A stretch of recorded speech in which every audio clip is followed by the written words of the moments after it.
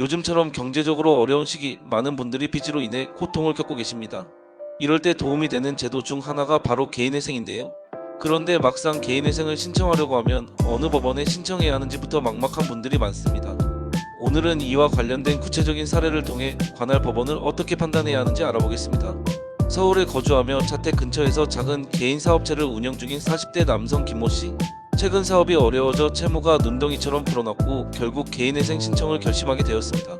그런데 김씨가 가장 먼저 마주한 고민은 바로 도대체 어느 법원에 신청해야 하는 걸까? 하는 것이었습니다. 개인회생 사건은 기본적으로 채무자의 보통재 판정을 기준으로 관할 법원이 결정됩니다. 쉽게 말해 채무자의 주소지 또는 실제 거주지를 기준으로 하는 건데요. 예를 들어 주민등록상 주소가 서울인 경우에는 서울이 관할지로 인정됩니다. 하지만 실생활의 중심이 서울이 아니고 지방에서 생활하거나 사업을 하고 있다면 실제 거주지 또는 영업소를 기준으로 관할 법원이 달라질 수 있습니다. 예를 하나 더 들어보겠습니다. 경기도 부천에 살고 있는 박모 씨는 주민등록상 주소는 인천에 그대로 두고 있지만 실제로는 부천에서 3년 넘게 거주하고 있습니다. 이 경우 박 씨는 주소지가 아닌 실제 생활 근거지인 부천을 기준으로 관할 법원을 판단받게 됩니다. 따라서 인천지방법원 부천지원이 아닌 인천지방법원 본원에 신청해야 합니다.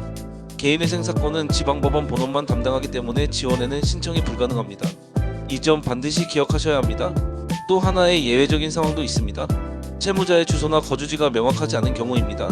이럴 때는 채무자의 재산 소재지, 예를 들어 부동산이 있는 지역이나 압류된 급여를 받을 회사의 주소지를 기준으로 관할 법원이 결정됩니다. 서울의 경우는 조금 특수한데요. 서울에는 동부, 남부, 북부, 서부 등 여러 지방법원이 존재하지만 개인회생 사건에 한해서는 모든 사건이 서울중앙지방법원으로 집중되어 있습니다.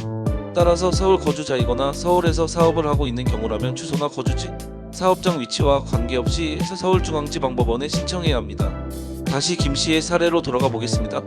김씨는 현재 서울에 거주하면서 자택 인근에서 개인 사업을 운영하고 있습니다.